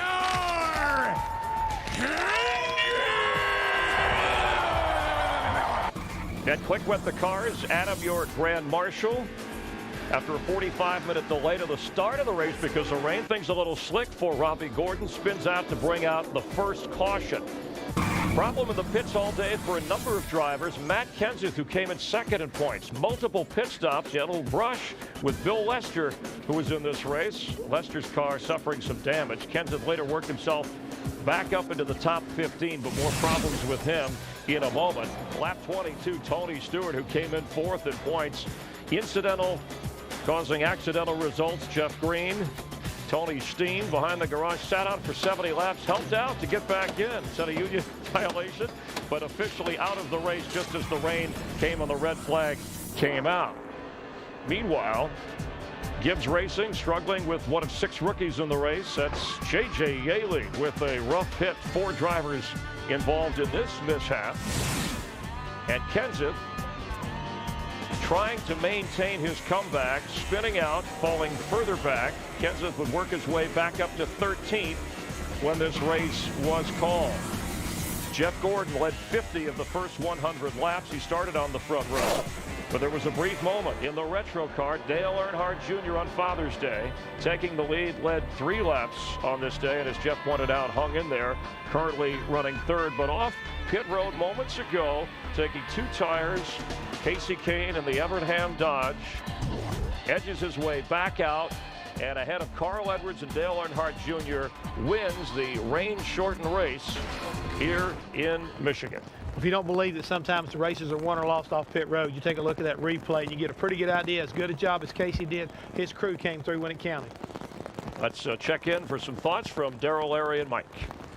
Kasey Kahne is only the 2nd driver to win at Michigan from the pole in the last 21 races here. Jeff Gordon won this race 5 years ago from the pole, and this becomes the 3rd rain-shortened race here. August of '69 and June of '74 are the only prior races to fall victim to rain. Tell you one thing, I'd sleep with that race car. That's its 4th win. If I was Kasey Kahne, I wouldn't let that thing out of my sight. But, Darryl, you've been talking about it all day long, even in the pre-race. I think the big smiles, besides from this 9 group, will come from the 8 group. Dale Earnhardt Jr. in that group finished 3rd, led this race, and we watched him a while ago, Jeff Gordon in the 24 car. Now we're headed to a road course. Now we're headed to Daytona, and that 24 group pretty solid. But congratulations to Reed Sorensen, Jimmy Elledge in the 41 car. You see it right there, finished 5th. His first career top 5 Nextel Cup finish, and who would have believed strategy played a little part in it. Well, his teammate's not far behind right there in 7th, Casey Mears as well. So good day for Ganassi, and they needed that because they really struggled at times. So Casey Kane will go to victory lane. His 4th win of 2006, leading the league, and his 5th career win in 87 starts. It's the 4th time he has won from the pole. Sprint post-race show. You're watching NASCAR on Fox from Michigan. It's all over. Casey Kane winning the rain-shortened event here. And let's head down to, I guess, what is a victory fountain in the garage area, and our Steve Burns. Steve? Yeah, it's a makeshift winner's circle, Chris Myers. Casey Kane, what a great recovery by you and your race team, getting up into the wall and happy hour yesterday. What does it feel like to win here in Michigan? It's pretty crazy, really, to win in the rain, be in the right spot there at the end. But we did have the best car. There was a lot of good cars, but we fought our way back to the front. The guys rebuilt my car from yesterday, and just pretty cool to get our Dodge Steelers UAW Dodge Charger back in victory lane. Casey, you said you had the best car. Pretty confident if we had gone 200 laps, you would have been there at the end? Well, I know we would have challenged for it. I know Carl, Greg, the Hendrick cars were good. There's a few of them that were really good, and we were one of them at that point in time. So we would have challenged for it, but either way, we won, and happy Father's Day. My dad's here. First time he's been here for a Nextel Cup win for me, and all the fathers out there. Just a great weekend, and just proud, man. I'm excited. I can't believe we won in the rain. Congratulations on your 4th win of 2006. We go to Dick Berggren. With Junior, 3rd place. Have you ever had a stranger 3rd place finish than today? Yeah, I'm sure I have. This ain't really all that strange.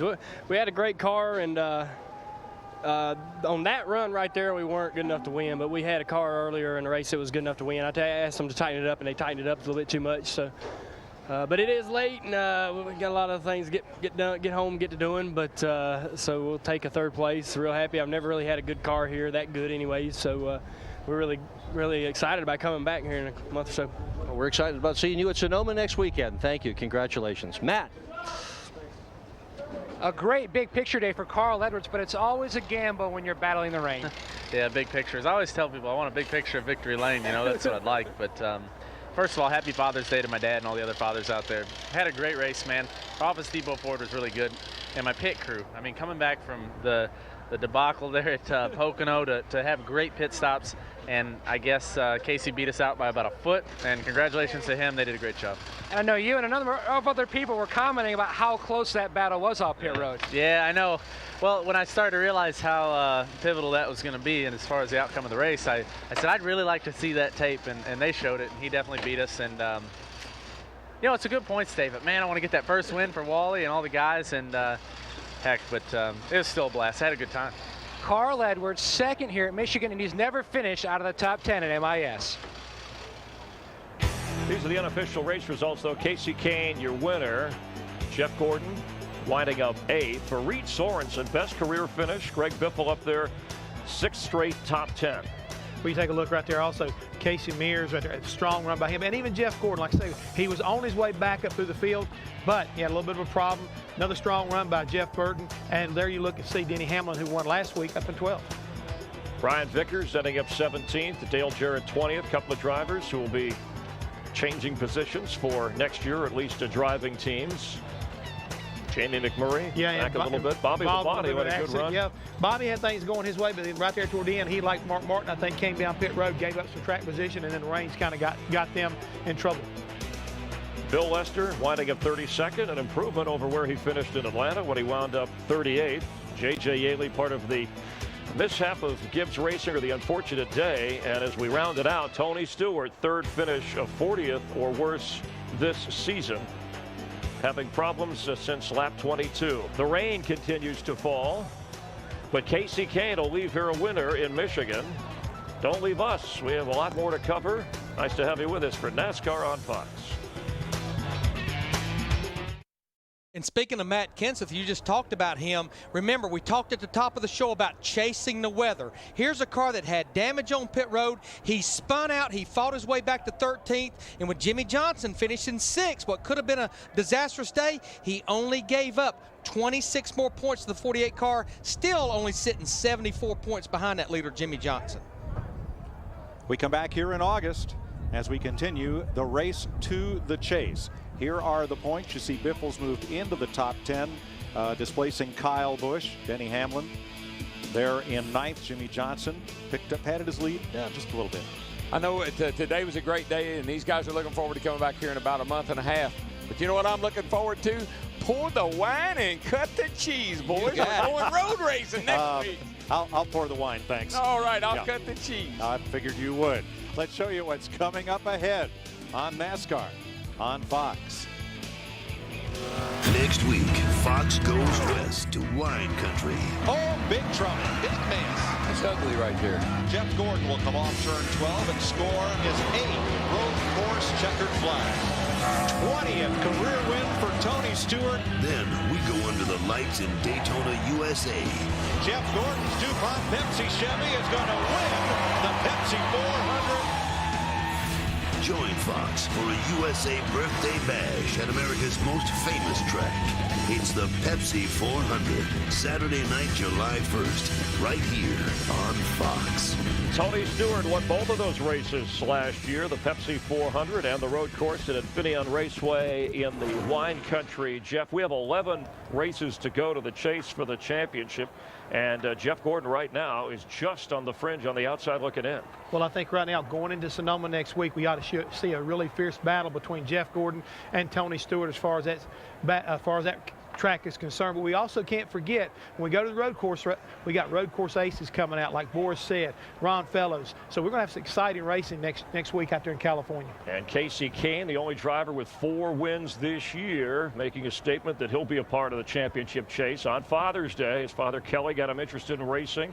As a youngster, he owned sprint cars, raced in Washington. His dad actually built a dirt track in a field, and they lived on a farm to help him race. And Casey Kane making it pay off for his dad. Promotional consideration provided by these fine people.